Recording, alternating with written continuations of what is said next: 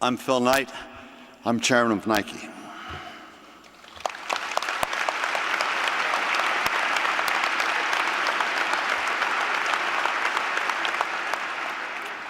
2 months ago in Cupertino, California, they held a memorial service for Steve Jobs. Tim Cook was asked to give one of the eulogies, and Tim Cook loved Steve Jobs. The week after the event, I called Tim Cook, and I said, "How in the world did you get through that?" And he said, "It was one of the hardest things I ever had to do, and I have no idea. I'm about to find out." I have worked at Nike and its predecessor company for 48 years. Some might call me a short-timer.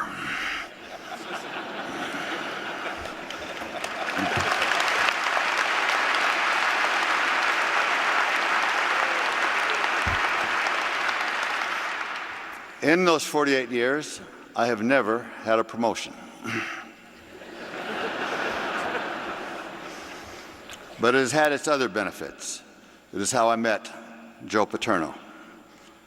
33 years ago, we started a college football coaches trip, where coaches and their wives went with company people to a resort for 5 days to get to know each other, to exchange ideas, and maybe just let down a little bit where there was no media and there was no donors.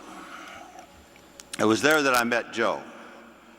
And a whole lot of Hall of Fame coaches have gone through those trips over those 33 years, including Bill Walsh, Bo Schembechler, Jimmy Johnson, Bobby Bowden, Mac Brown, Urban Meyer, Barry Switzer, Gene Stallings, Pete Carroll, Lavelle Edwards, and hundreds of others. And the one coach they deferred to the most was Joe Paterno. A lot of serious talk goes on there, but in the letdown periods, sometimes it gets a little goofy. One year we had a skit where Nebraska coach Tom Osborne played Nicky Nike and Joe Paterno was a swaying palm tree.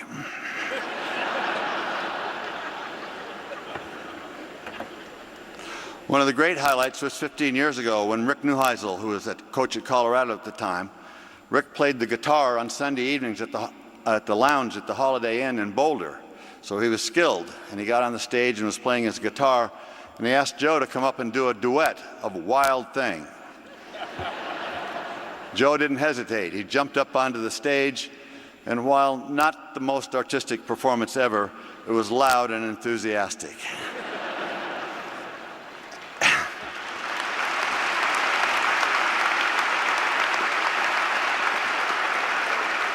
At its conclusion, the place exploded into a standing ovation, and it became a tradition for every year. When Rick Neuheisel went to Baltimore, why, Gary Patterson of Texas Christian could also play the guitar. So Wild Thing became a tradition for all 15 of the last 15 years. 21 days from now in Hawaii, there will be an enormous void on talent night.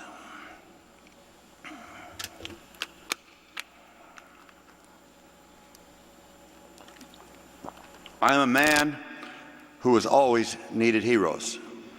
It started when I was a boy, and I never outgrew it. It has, I am sure, something to do with how I decided to make my living. A decade and a half ago, an Esquire magazine reporter, noting our advertising played up the heroic aspects of great athletes, asked the question, "Who is your hero?" My answer was simple. My college track coach and partner, Bill Bowerman. He had won 4 national championships, coached more sub-4-minute milers than anyone when he retired. He was the 1972 Olympic coach. And yet he insisted he was not a track coach. He was a professor of competitive response.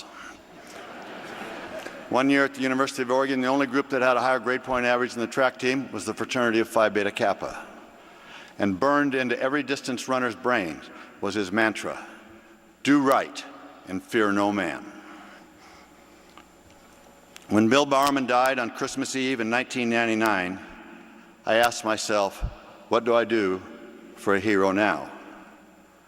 2 months later, on the Nike trip, the answer showed itself across the table wearing a thick set of eyeglasses. I said, "I'm not asking your permission. I'm just telling you. I need someone to look up to. You're my new hero." His response was typical. He threw that left hand up and said, "Ah, Shaw." In the 12 years since, through 4 losing seasons, big bowl wins, 12 win seasons, through All-Americas and players with criminal charges, with 4-point students and players dismissed from the team for discipline, never once did he let me down, not one time.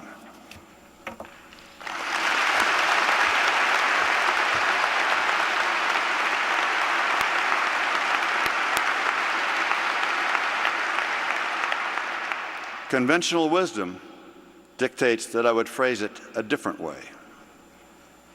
It would say, in 11 of those 12 years, he never let me down, and those years outweighed this last year. But nobody ever accused me of wisdom of any kind, let alone conventional. In the year in question, it turns out he gave full disclosure to his superiors, information that went up the chain to the head of the campus police and the president of the school. The matter was in the hands of a world-class university and by a president with an outstanding national reputation. Whatever the details of the investigation are, this much is clear to me. If there is a villain in this tragedy, it lies in that investigation, not in Joe Paterno's response to it.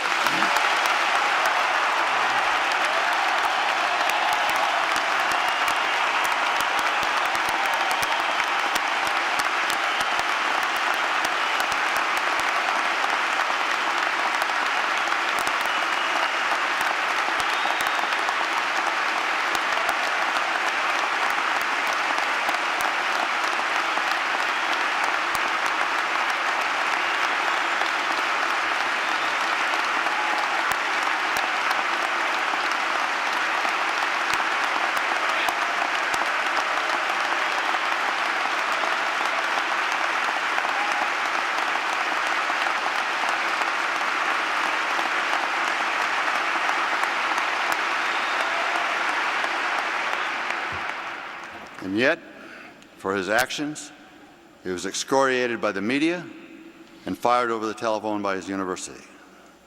Yet, in all his subsequent appearances, in the press, on TV, interacting with students, conversing with hospital personnel, giving an interview to Sally Jenkins, he never complained, he never lashed out. Every word, every bit of body language conveyed a single message. We are Penn State.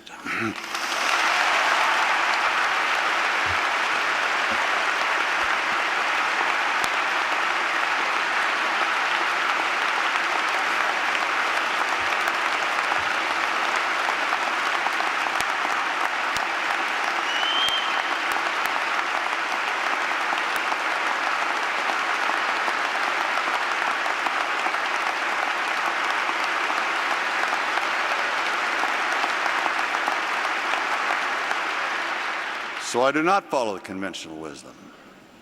Joe is my hero every day for 12 of the last 12 years. But it does lead me to this question. Who is the real trustee at Penn State University?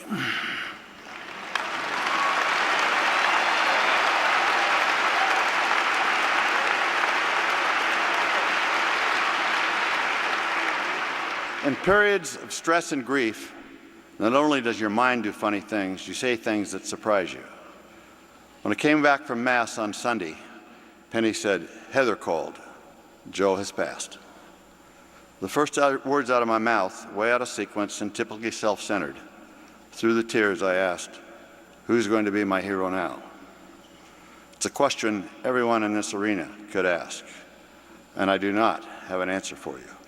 But I can tell you this much. That old hero, he set a standard that will live forever. Thank you.